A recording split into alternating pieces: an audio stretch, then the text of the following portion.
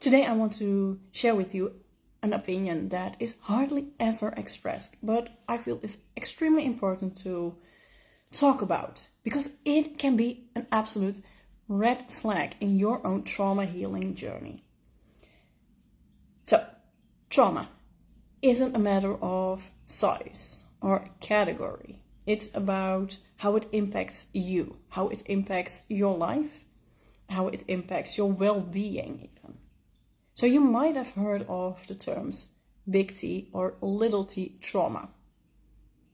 Labels that are often used when it comes to trauma, but these labels only touch the surface of trauma experiences. Your trauma is deeply personal and it's unique to you, and it's about understanding how it shapes your life. So trauma isn't about comparison or labels. It's about recognizing how it lodges itself into your body, into your mind, and no one can understand the depth of your trauma better than you can. No trauma is small.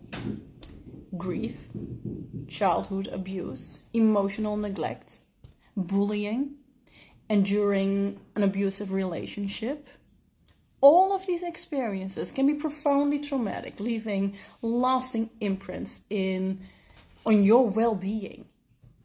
So it's not about the event, it's about the impact. And when I first heard of these terms, big T or little t trauma, and I understood that emotional neglect and non-physical abuse all fall under the category little t trauma, I was confused. I was like, how can this be? When you're dealing with CPTSD, so complex post-traumatic stress from enduring traumatic experiences over a prolonged period of time, how can this have such a big impact on your life and then be called little t trauma? Doesn't make any sense.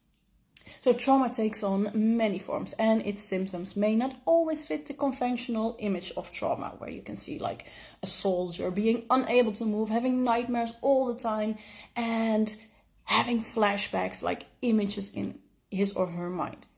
It is not always that clear, and it's not always the same.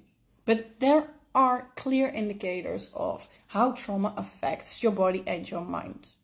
So developmental and recurring trauma stemming from early relationships can also be deeply and extremely traumatic. It changes your nervous system, which results in various responses from hyperarousal to hypoarousal. And living with these experiences can lead to unhealthy coping mechanisms like dissociating, like eating disorders, self-harm, substance abuse, and so much more. So that's why I say labeling most developmental attachment or recurring trauma as little t trauma is an oversight. There's nothing little about it. When trauma imprints your nervous system, managing your emotions within the window of tolerance can be a daily challenge. Recognizing trauma isn't always straightforward, especially when its impact isn't immediately evident, as when you have a car accident and have pain constantly, have nightmares from that single event, from that car accident every time. It's not as clear as that.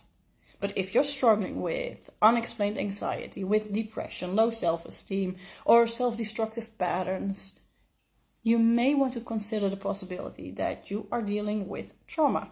The good news is that healing is possible, no matter the shape or size of your trauma. Acknowledge it, seek support, and take your first step on your own healing journey. If you are ready for this, if you are ready to break free from the pain of the past, book your free 30-minute session with me right now through the link in my bio, and together we'll explore and discover which steps you need to take to finally feel good again, to see the brighter side of your life again. and to be able to enjoy life to the fullest.